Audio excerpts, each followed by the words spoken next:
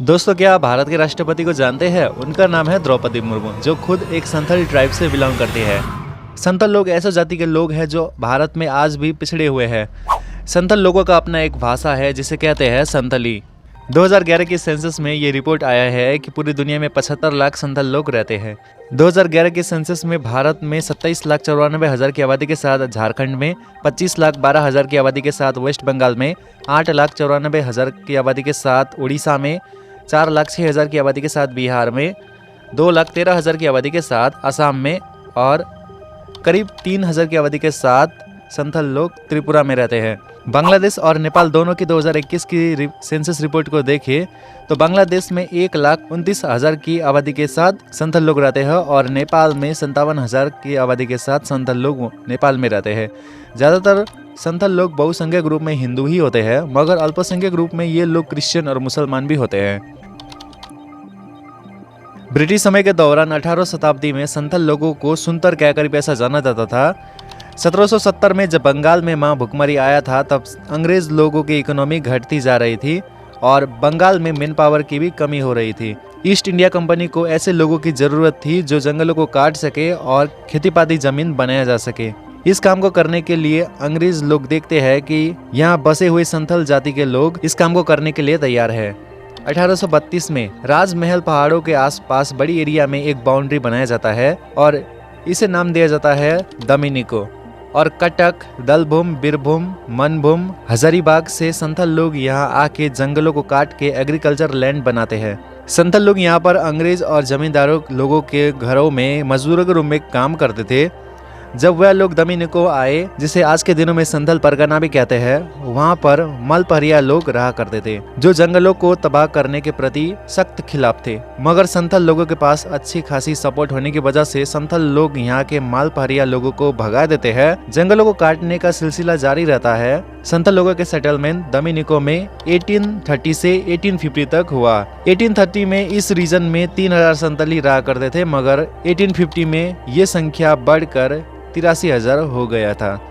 संथाल लोगों की मेहनत की वजह से ब्रिटिशर्स की ईस्ट इंडिया कंपनी की कमाई 22 गुना से बढ़ गया था। संथाल लोग खेतों में काम करते हुए भी जमींदारों के द्वारा शोषित किए जाते थे। अंग्रेज लोग अब संथाल लोगों को वैल्यू देना भी कम कर देते हैं। बंगाल के महाजन और बिहार के बानिया लोग संथाल लोगों को कर्ज के जाल में फंसाकर उन लोगों के जमीन को हड़प लिया करते थे, जिसकी वजह से अब संथाल लोगों को मजबूरन लैंडलेस होना पड़ता है।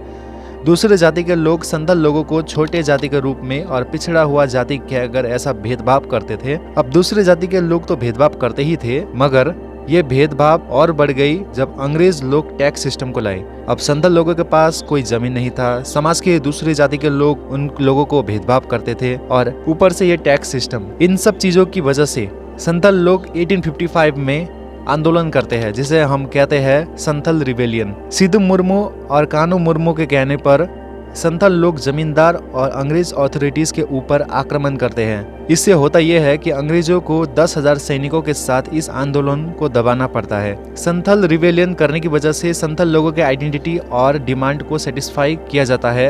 अंग्रेज लोग फिर ये डिक्लेयर करते हैं कि संथाल परगना में अंग्रेज लोगों का ऐसा कोई शासन नहीं चलेगा, यानी कि संथाल परगना के लोगों को अंग्रेजों को कोई टैक्स देना नहीं होगा, मगर इस संथाल परगना के गांव के प्रधान होंगे जो छोटे छोटे टैक्स लिया करेंगे। जब अंग्रेज लोग 1855 में पूरे भारत को कब्जा करते हैं, तो वह लोग संथाल लोगों के धर्म को परिवर्तन करने के बारे में सोचते हैं।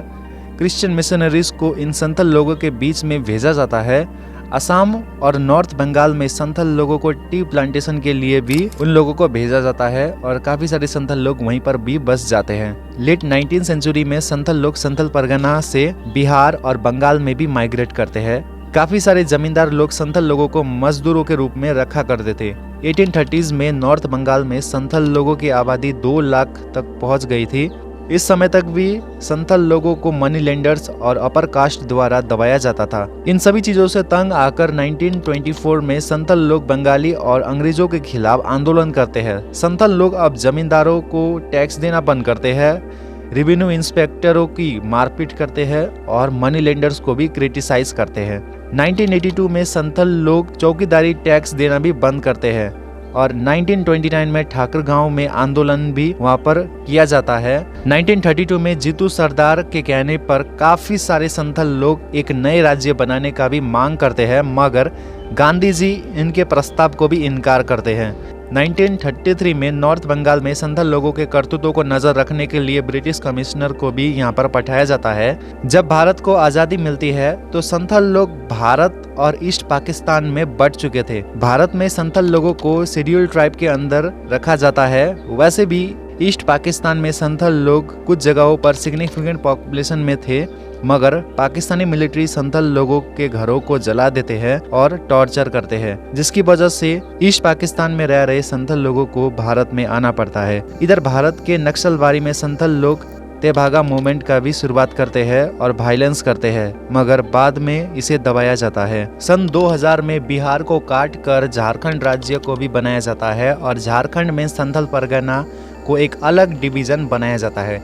आज भी भारत के संथाल लोगों के लिए संथाल परगना का ये रीजन है, ये बहुत ही स्पेशल है। अब आप लोगों को ये भी बता दूं दोस्तों कि संथाल लोग अपने सरनेम में क्या रखते हैं। संथाल लोग अपने सरनेम में हंसदा, मुर्मू, मरांडी, किस्कू, सोरेन, हेम्ब्रम, टूडू, बास्के ये सब लिखाते हैं। 2011 के सेंसस में भारत में 65,70,000 संथाल लोग रहते हैं। अब हम बिहार, वेस्ट बंगाल, झारखंड, ओडिशा और त्रिपुरा के संथाल लोगों को कंबाइनली देखें और इनके रिलीजन को एनालाइज करें तो आप ये जान पाएंगे कि 63.15% के साथ संथाल लोग हिंदू है, 23% के साथ सरनाइज्म में मानते हैं, 7.28% संथाल लोग सारी धर्म को मानते हैं, 5.45% संथाल लोग क्रिश्चियनिटी को मानते हैं और 1.12% बाकी धर्म जैसे कि मुसलमान हो गया, बाह्य धर्म, सिखिज्म ये सब धर्म को मानते हैं। बिहार, झारखंड, वेस्ट बंगाल, ओडिशा और त्रिपुरा में संथाल लोगों को एसटी में रखा गया है, तो वहीं आसाम में संथाल लोग ओबीसी यानी कि अदर बैकवर्ड क्लास के लिस्ट में आते हैं।